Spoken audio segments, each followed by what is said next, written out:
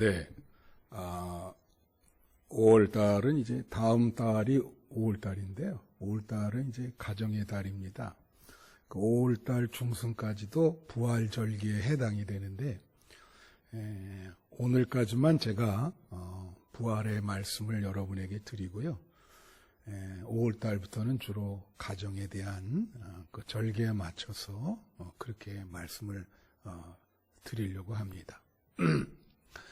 예수님이 그 십자가 지실 때 그 십자가 상에서 7마디의 말씀을 하셨습니다. 그거를 우리가 신학적으로 가상칠언이라 그렇게 얘기를 합니다. 구체적으로 그 예를 들면 7마디가 뭐냐면, 아버지여, 저들은 저들의 죄를 모릅니다. 저들의 죄를 용서하여 주시옵소서. 이제 이거를 이제 첫 마디를 이 말씀을 하셨고요. 그 다음에 내가 오늘 나와 같이 낙원에 이르리라. 그 옆에 있는 강도에게 그런 말씀하시고, 또 마리아와 그 사도 요한에게 여자여 보소서 당신의 아들이입니다. 그렇게 또 사도 요한에게 어머니를 이제 당부하셨죠. 그리고 엘리 엘리 라마 사막다니, 하나님이여 어찌하여 나를 버리시나이까, 그렇게 얘기를 하고요. 또 다 이루었다. 그 다음에 내가 목마르다, 이렇게 마지막에 얘기하시고, 맨 마지막 말씀이 아버지여 내 영혼을 당신께 의탁하나이다. 그리고 이제 숨을 거두셨습니다. 그것을 우리가 가상칠언이라 그렇게 얘기해요. 그리고 이제 부활하셔서 40일 동안 활동을 하시면서 많은 말씀을 하셨습니다. 많은 말씀을 하셨는데, 제가 이제 그 부활절, 이 부활을 설교하다 보니까 계속 이렇게 양쪽 4개의 복음을 이렇게 비교하면서 그렇게 읽었거든요.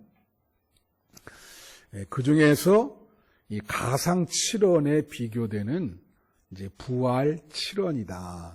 부활하셔서 하신 말씀 중에 중요한 말씀. 이거는 뭐 내가 선택한 거예요.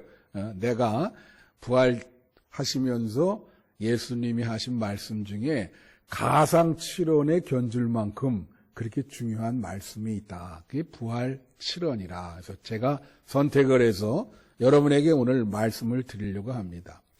오늘 본문이 요한복음인데요. 다른 그 공간복음 마태, 마가, 누가랑 좀 달라요. 왜 다르냐면, 마태, 마가, 누가는 주로 예수님이 일반 제자들에게 하시는 말씀이 많이 나와 있습니다. 주로 그렇게. 그리고 개인적으로 이렇게 제자들 한둘이랑 얘기하는 말씀은 그렇게 없어요, 거의. 누가복음 24장에 엠마오 도상의 두 제자랑 대화하는 것이 유일한 이제 그런 얘기인데, 요한복음은 예수님이 그 개인과 얘기하는, 그 부활하신 예수님이 개인 제자와 얘기하는 경우가 참 많습니다. 그래서 도마랑도 얘기하고, 이 도마에 대한 기사는 다른 복음서에는 거의 나와 있지 않습니다. 그리고 또 베드로랑, 오늘 본문에 베드로랑도 이게 개인적으로 네가 나를 사랑하느냐 아주 깊게 이렇게 물어보고 대답하는, 그래서 그런 그 개인과 대화하시는 예수님이 요한복음 20장과 21장에 나와 있어요. 그래서 주로 그 개인과 대화하는 그거를 제가 그 선택을 해서 부활칠언이다, 그렇게 그 말씀을 드리려고 합니다.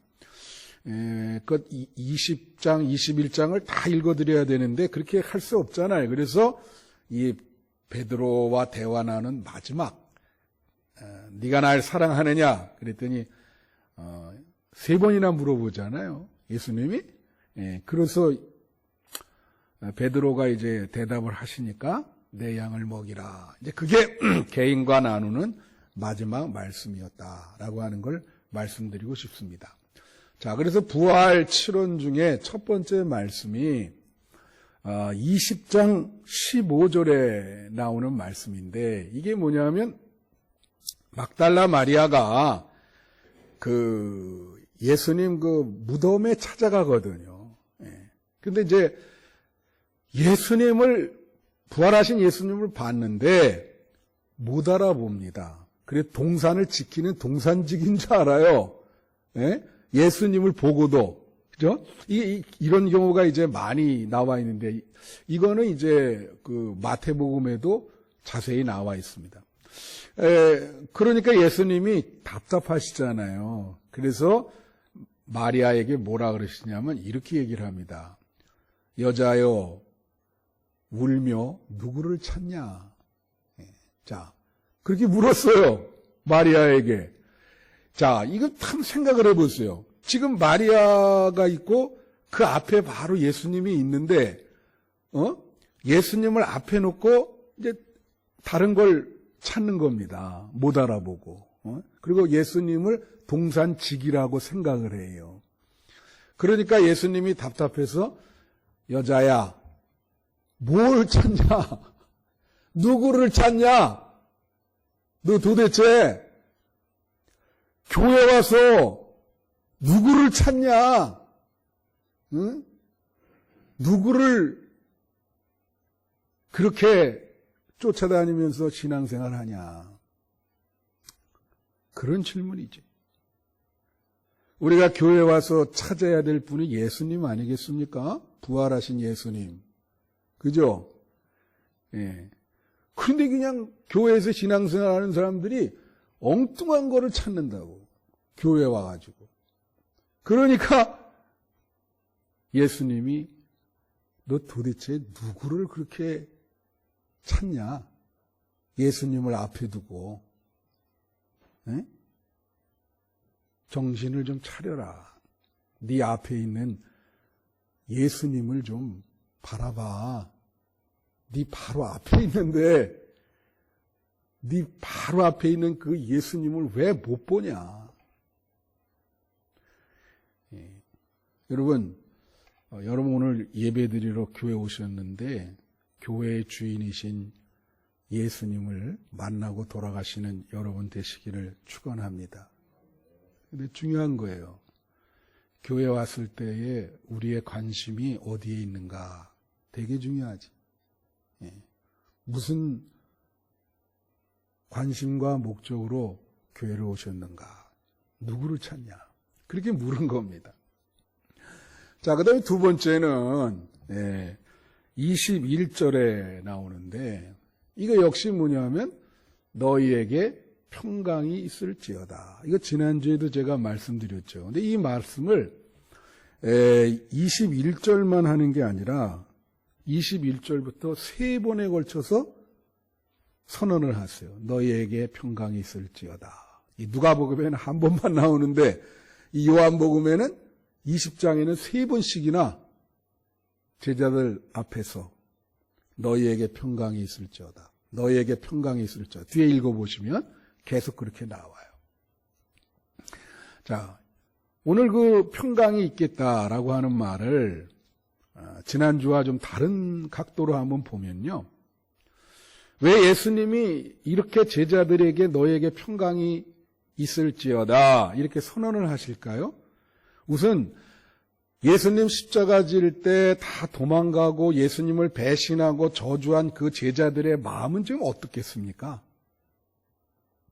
제가 보기에는 아직도 예수님을 알아보질 못하거든요. 이제 예수님이 오셔서 이제 비로소 자신의 모습을 드러내면서 너에게 평강이 있기를 원한다. 이 말은 굉장히 중요해요. 왜냐하면 일단 제자들의 마음은 불안했을 거예요. 불안하지 않겠습니까? 그러지 않아요, 여러분? 불안하죠? 자기 스승을 배신하고 다 도망갔는데 그 제자들 마음을 한번 생각해 보시자고요. 신앙생활 하는데 예수를 부인하고 그렇게 했어요. 마음이 불안하지. 혹시 오늘 이 자리에 마음이 불안하신 분 계시면 부활하신 예수님이 여러분에게 너희에게 평강이 있기를 원한다. 그렇게 선언하십니다. 그런 말씀을 아멘으로 받으시면 돼요. 예. 또 하나는 뭐냐면 두려움이 있어요. 왜 두려움이 있을까? 십자가형을 받으신 거 아니에요. 그죠? 아직도 그 형벌은 지속되고 있어요. 그러니까 이 제자들은 그 잔당이라고 생각들 하잖아요. 예? 그래서 아무리 도망갔지만 사람들이 저놈 잡아야 된다.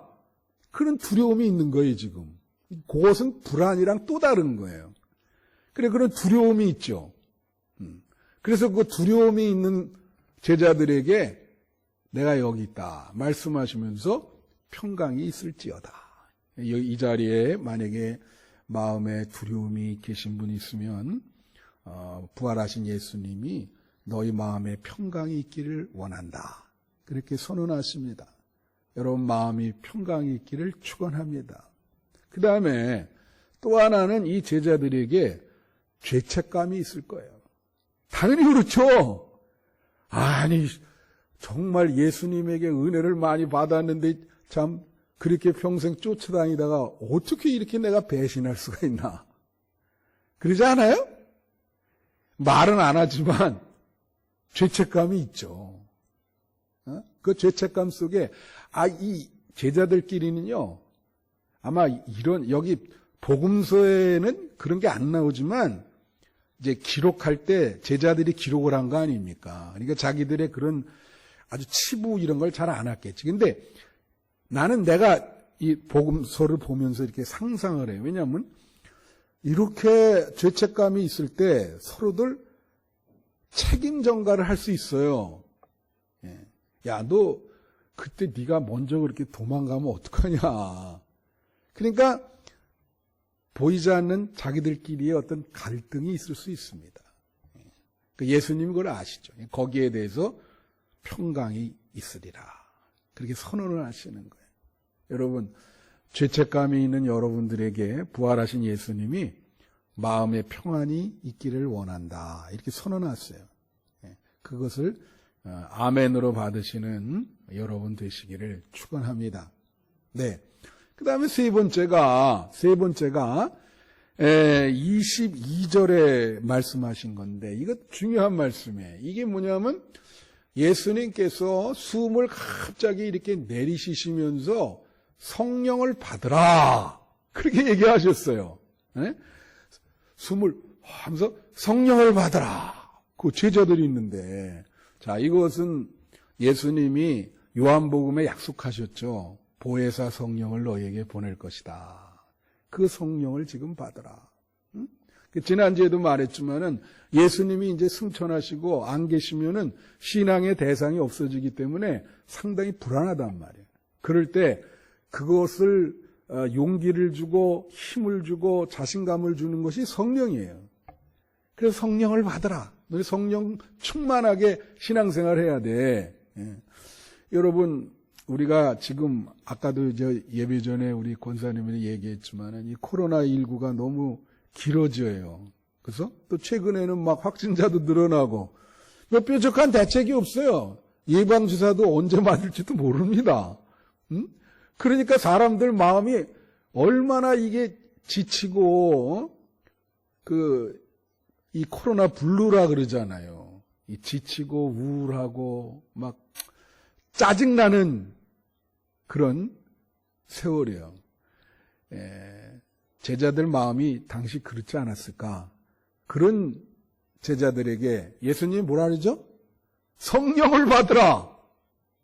어떤 사람이 이 게라트 에벨링이라고 하는 독일의 학자가 이 성령을 용기로 번역을 합니다. 게무트라 그래서 용기를 가지라 이거예요. 성령을 받으라는 거는 용기를 가지라. 용기를 가지라. 여러분에게 참 힘든 이 코로나 시기에 부활하신 예수님이 여러분에게 성령을 받으라고 말씀하시면서 용기를 내라. 격려하고 계십니다. 용기를 내시는 여러분 되시기를 축원합니다. 이 부활하신 예수님이 제자들에게 하신 말씀이에요. 용기 내라, 너희들. 용기를 내라. 그 다음에 네 번째 말씀과 다섯 번째 말씀이 이제 믿음에 대한 말씀인데요. 네 번째 말씀이 뭐냐면 27절인데 이게 뭐냐면 도마가 예수님을 부활한 예수를 못 믿겠다 이거예요. 그래서 27절에 예수님이 뭐라냐면 도마에게 나타나서 가지고 내 몸에 옆구리랑 이 손목 이를 다 손을 만져봐라. 예? 그러면서 도마에게 뭐라냐면 중요한 말을 했습니다. 뭐라고 얘기했냐면 믿음이 없는 자가 되지 말고 믿는 자가 되라. 할렐루야! 이거 되게 중요한 말이에요. 도마에게 믿음이 없는 자가 되지 말고 믿는 자가 되라. 자, 교회에서는요, 늘 말씀드리지만 믿음이 중요합니다. 교회에는 계급이 없어요. 그렇지만 믿음이 있는 사람이 대장입니다. 교회는. 믿음으로 운영되고 믿음으로 교회 일을 하는 거예요. 믿음이 중요해요. 여러분 믿음 있으세요? 이거 얼마나 중요한지 몰라요. 그리고 예수님이 항상 평소에도 믿음이 적은 자들아. 그런 말씀 많이 하셨어요. 너의 믿음이 너를 구원했다. 우리를 현실적으로나 천국으로 인도하는 구원은 믿음으로 되는 겁니다.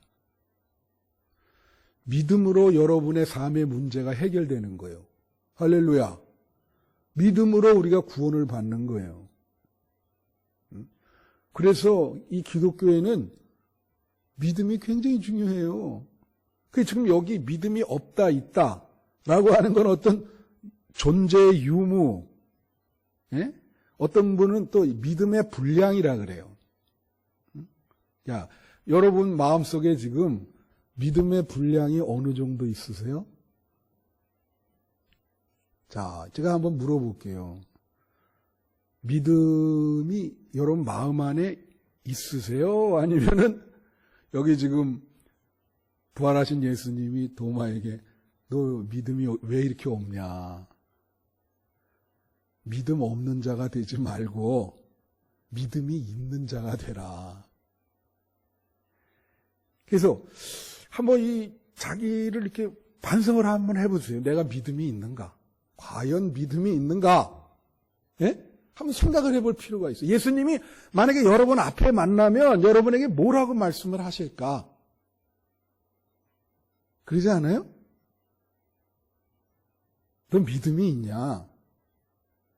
믿음이 없는 자들아. 믿음 없는 자 되지 말고 믿음이 있는 자가 되라. 믿는 자가 되라. 할렐루야. 여러분, 부활하신 예수님이 말씀하신 거예요. 부활 7원인데 중요하게 내가 이렇게 한 건데 믿음이 있는 자가 되시기를 축원합니다. 그 다음이 29절에 다섯 번째 말씀입니다. 이게 뭐냐면 도마가 이제 그 만져보고 믿었거든요. 예? 의심을 하다가 나의 주님이십니다. 그렇게 고백을 합니다. 도마가 나의 예수님, 나의 주님 만져보고 그 만지기 전까지는 의심을 하고요. 그러니까 만져보고 그러니까 예수님이 도마에게 뭐라 하냐면 이렇게 얘기한 거예요. 너는 뭐라 그러죠? 보고 믿느냐? 나를 본 거로 믿느냐? 보지 못하고 믿는 자들은 복되도다. 그렇게 또 하셨어요. 이게 중요한 말이야. 자, 아까의 지금 성경을 우리 잘 봅시다. 27절과 29절이 똑같은 믿음을 다루고 있는데 차이점이 뭘까요? 이거는 성경을 읽으면서 여러분이 생각할 수 있는 거예요. 27절은 그거는 믿음의 상태를 얘기하는 겁니다. 믿음의 상태, 약한 믿음, 강한 믿음, 분량이 있냐 없냐. 의심을 하느냐 안 하느냐, 작은 믿음이라도 있느냐, 예수님이 이제 겨자씨만한 믿음만 있어도 산을 옮길 것이다, 그런 믿음이 있느냐 하는 믿음의 어떤 상태를 말하는 거예요. 어떤 믿음의 존재, 유무. 그래서 그걸 물은 거고요. 지금은 뭐냐면 믿음을 갖는 방식을 얘기하는 거예요. 29절은 조금 다르죠. 믿음을 갖는 방식. 그러니까 어떻게 믿음을 갖느냐 이거예요. 근데 많은 사람들이 어떻게 믿음을 갖냐면 표적과 증거를 요구해요. 사람들이. 성경에도 그런 분들이 있잖아요. 구약에 많습니다. 하나님 표적을 보여줘야 제가 다음 일을 진행하겠습니다. 그런 얘기 많죠? 우리 안 믿는 사람들도 정말 뭐 하나님이 살아계신지, 아니, 나에게 무슨 뭐 조그만 증거라도 있어야 믿지 않냐. 근데 여러분은 어떠세요? 근데 그렇게 믿는 사람은 증거를 보고 믿기 때문에 별로 복을 못 받는다는 거예요. 예수님 말씀이. 아무것도 안 봐도 그냥 마음으로 어린이가 그런 믿음을 갖듯이 그냥 단순하게 믿는 그런 믿음이 복을 받는다는 거예요. 믿는 방식을 얘기하는 거예요. 그죠? 여러분은 어떻게 믿으십니까? 항상 좀 이렇게 증거를 보여주시고 표적을 보여주세요. 그렇게 얘기를 하십니까? 아니, 무조건 믿는 거죠. 그렇게 무조건 믿는 사람에게 복이 있다. 여러분, 무조건 예수님을 순수하게 믿으시는 여러분 되시기를 축원해요. 그거를 말씀하죠. 믿는 방식. 믿는 방식을 그렇게 얘기하는 거예요. 그 다음에 이제 6번째가 뭐냐면, 이게, 예수님이 7 제자에게 나타나셨거든요. 요한복음에는 7 제자입니다, 이게 지금. 그런데 얘네들이 지금 그 갈릴리 호숫가에서 고기를 잡고 있었어요. 이거는 예수님이 처음 그들을 만날 때도 똑같은 경우죠. 지금 그거를 부활한 예수가 반복을 하시는 거야. 누가복음 5장에 그 상황이 잘 나와 있죠. 근데 역시 여기 3절에 보면은 뭐라고 나오냐면, 자, 나가서 배에 올랐으나 그날 밤에 아무것도 잡지 못했다. 누가복음 5장에 뭐라고 나오냐면 밤이 새도록 고기를 잡았으나 아무것도 잡지 못했다.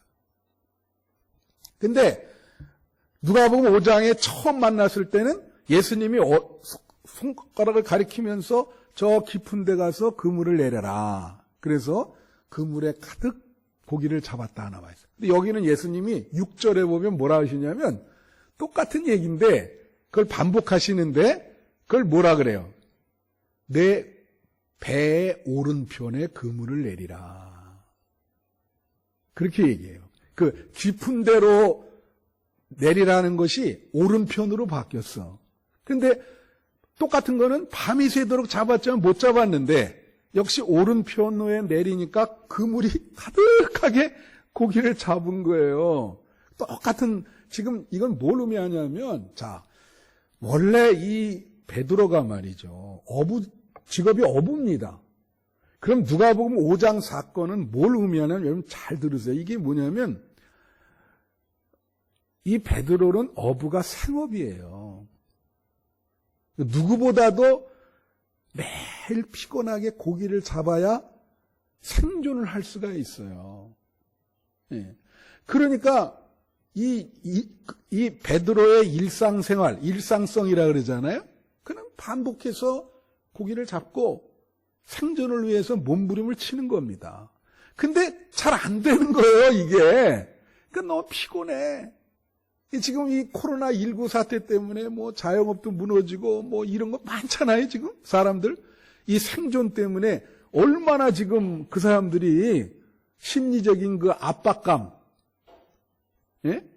그러니까 처음 베드로를 예수님이 만날 때 베드로는 그런 압박감이 있었던 거예요. 예? 그냥 그런 일상적인, 예? 그런 생활. 그러니까 인생에 별로 의미를 느낄 수 있는 시간도 없죠.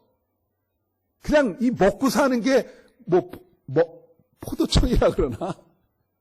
그러니까 뭐가 있겠습니까? 그럴 때 이제 밤이 새도록 내렸는데 고기를 한 마리도 못 잡으니까 너무 절망이 된 거예요. 그때 예수님이 깊은 데 가서 그물을 내려봐.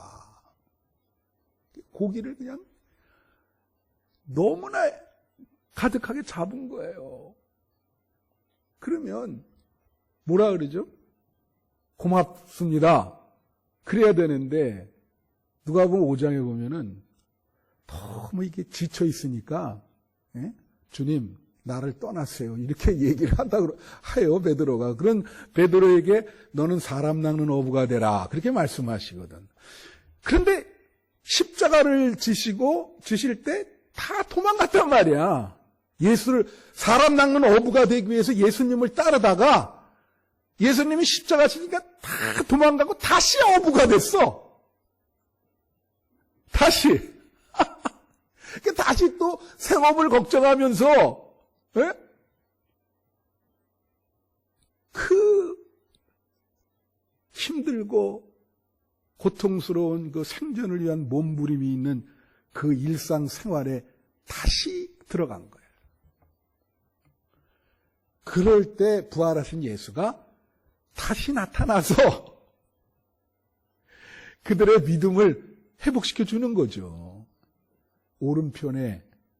이 말은 구약에서 오른편이 더 힘이 있는 게 오른편입니다. 왼편보다. 네, 뜻이 있어요, 이 오른편도. 여기 깊은 데에 고기를 내려. 그물을 내려. 그렇게 말을 하는 거죠. 우리가 어떻게 보면은 인생을 지금 사는데 저도 그럴 생각 들 때가 있거든요. 쉽게 말하면 가짜 인생을 살고 있다. 이런 생각 들 때가 있어요. 우리가 말이죠. 어떤 깊은 그 의미가 충만한 생이 아니고, 예? 가짜 인생이네. 어떤 사람이 뭐 이생망, 이번 생에는 망했다. 무슨 이런 표현을, 그건 반기독교적인 건데. 이제 재미나는 얘기 하나 해드릴게요. 저가 얼마나 얼굴이고 그런지, 제 목양실에 가보면 거기 소파가 이렇게 있어요. 마주보고 있어요, 소파가. 근데 소파가 2개가 등받이가 있고 양쪽을 마주보면서 그 옆에는 커피 테이블이라 그래서 그 뒤에는 등받이가 없어요. 그냥 조그만 탁자, 이렇게 있어. 근데 나는 평소에 이게 2개가 등받이가 있다는 거, 이 소파가, 그걸 알면서도 맨날 보니까 그런 생각을 못한 거예요. 그런데 한 2주 전에 토요일날 이제 제가 자란 교회의 장로님이 내가 어떻게 목회하는지 보고 싶다고 여기 천안까지 오셨어요. 그래서 이제 그날 토요일에 이제 그분 식사 대접을 하고 이제 교회 여기 이렇게 보여드리고, 제가 자란 교회의 장로님이시니까 그러면서 이제 기도 이제 같이 하고 그리고 가셨는데, 근데 그분과 얘기하면서 뭐 어떻게 했는지 내가 이 등받이 하나를, 맞은편에 있는 등받이 하나를 2개가 이렇게 일렬로 있는데 이 커피 테이블로 있는데 옮겨놨어요. 그래도 이게 쓰러지지 않는 게 그 뒤에 착꽂이가 이렇게 있었기 때문에 그래요. 근데 어느 날 이제 그날 금요일인가 같아요. 그러니까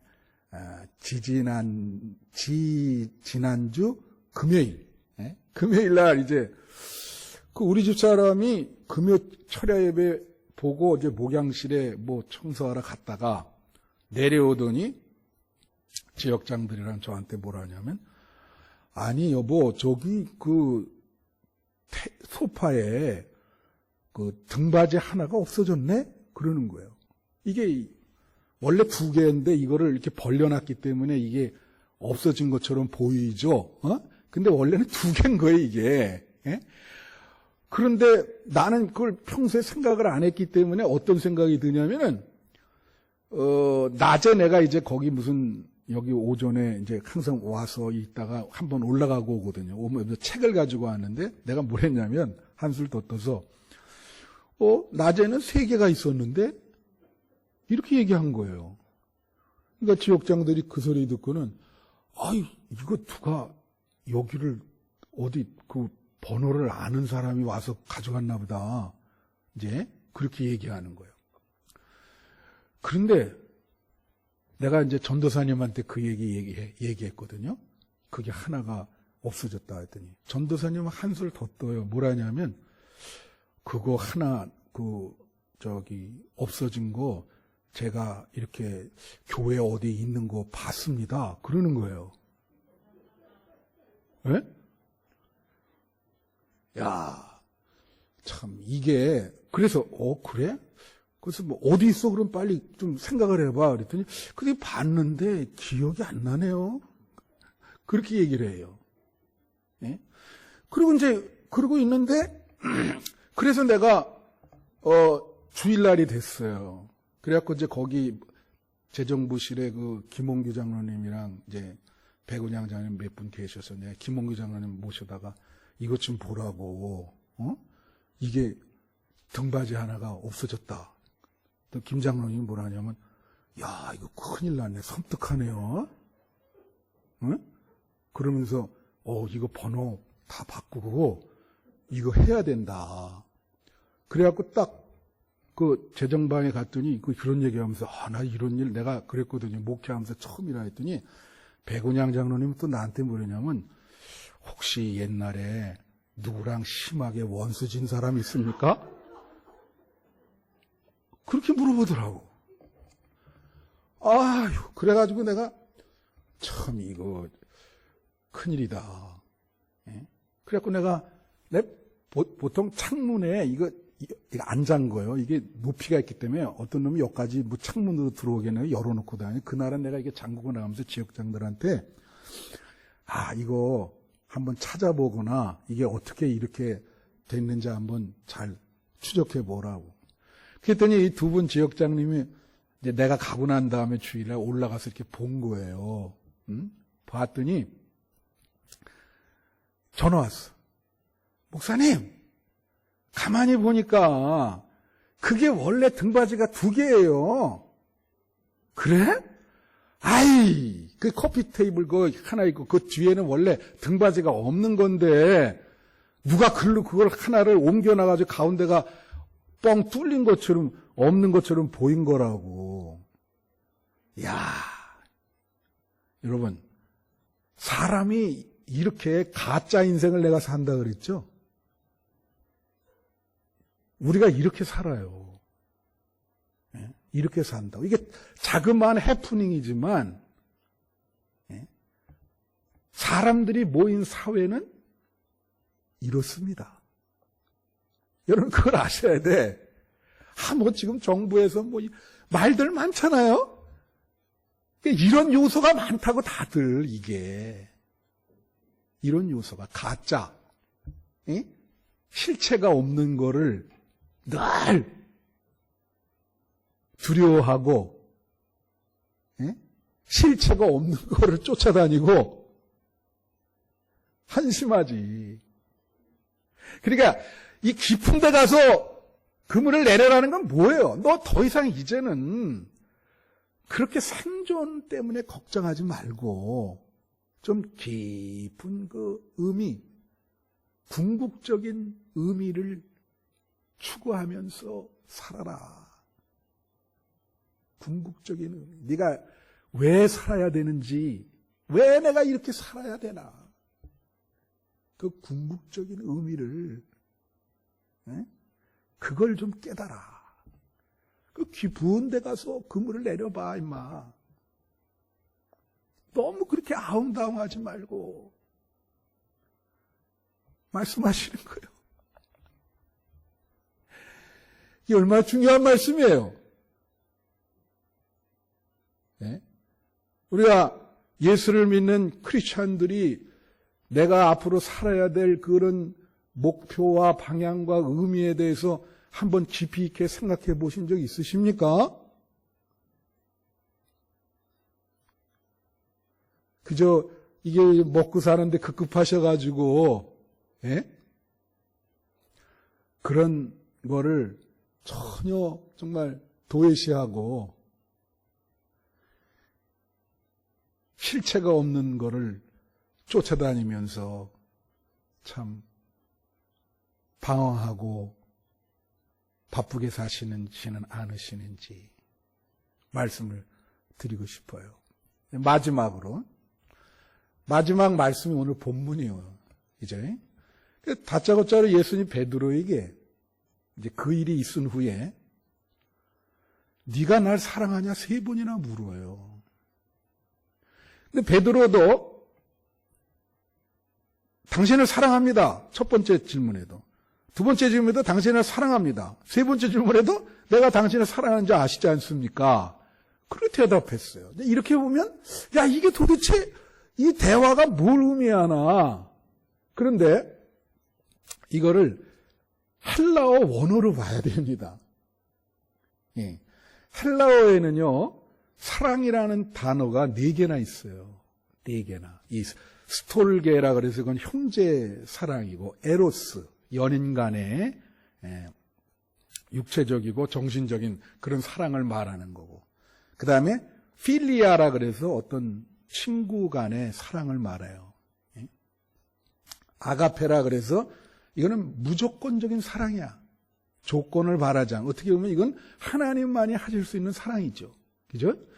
그런데 여기에 보면 예수님이 베드로에게 첫 번째, 두 번째 질문한 건 뭐냐면 아파시스메라 그래서 그건 무슨 뜻이냐?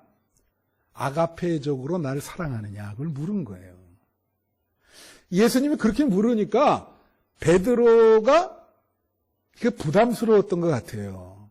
그러니까 필리아로 대답을 한 거예요. 필리아라고 하는 단어를 쓴 겁니다. 사랑이라고 하는 똑같은 단어, 우리나라 말로 번역되지만 원어는 달라요. 그럼 필리아와 아가페의 차이가 뭐냐? 아가페는 조건이 없는 무조건적으로 주는 사랑입니다. 필리아는 조건적인 사랑이에요.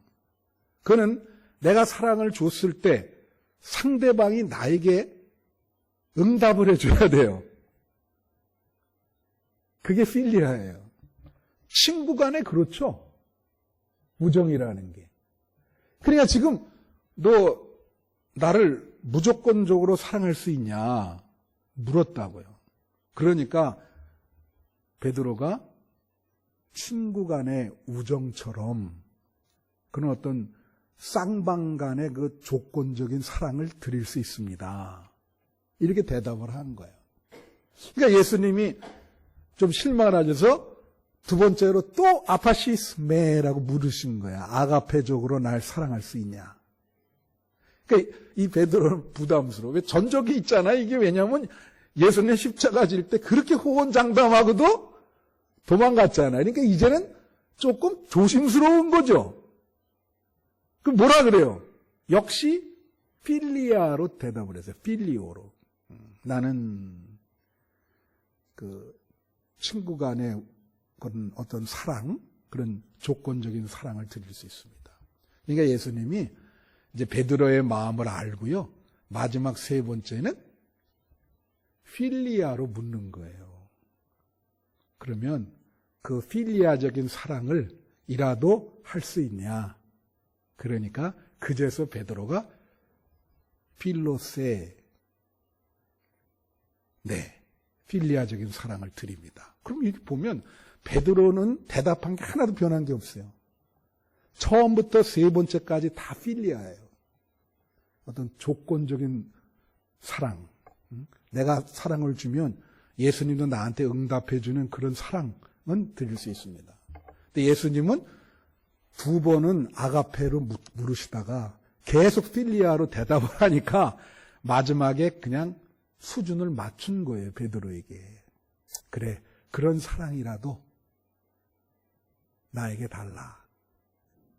없는 것보단 낫죠? 예. 이게 부활하신 예수님이 그 마지막 말씀이에요, 이게. 네, 7원 중에, 그죠? 이 뒤에도 뭐 무슨 말씀 약간 한두 개만 있지만 별로 그 이제 핵심이 아니고, 여기 그렇게 말씀을 하신단 말이에요. 그래서 이제 여러분에게 이제 묻는 겁니다. 부활하신 예수님이. 이제 오늘의 그 말씀의 결론이에요. 여러분, 예수님을 아가페적으로, 무조건적으로 사랑하실 수 있으세요? 어렵죠, 이거. 그죠?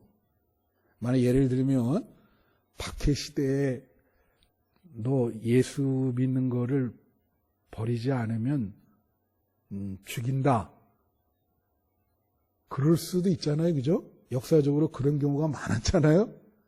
그럴 때 어떤 그 순교를 각오하면서까지 예수님을 끝까지 사랑할 수 있겠는가. 이제 그게 예수님이 지금 그게 아가페의 사랑이거든요. 그걸 묻는 거죠. 그런 아가페적으로 나를 사랑할 수 있냐, 너. 네? 그런데 이제 필리아적이라도 예수님을 사랑하겠습니다. 그래서 오늘 설교의 말미는 질문으로 끝납니다. 그건 뭐냐면 여러분 예수님을 어느 정도로 사랑하십니까? 베드로에게 예수님이 물었듯이 부활한 예수님이 오늘 여러분에게 묻고 계십니다. 어느 정도로 나를 사랑하냐? 아파시스메, 나를 진짜 사랑하는가? 그걸 한번 한 주간 동안에 생각해 보시는 여러분 되시기를 바랍니다.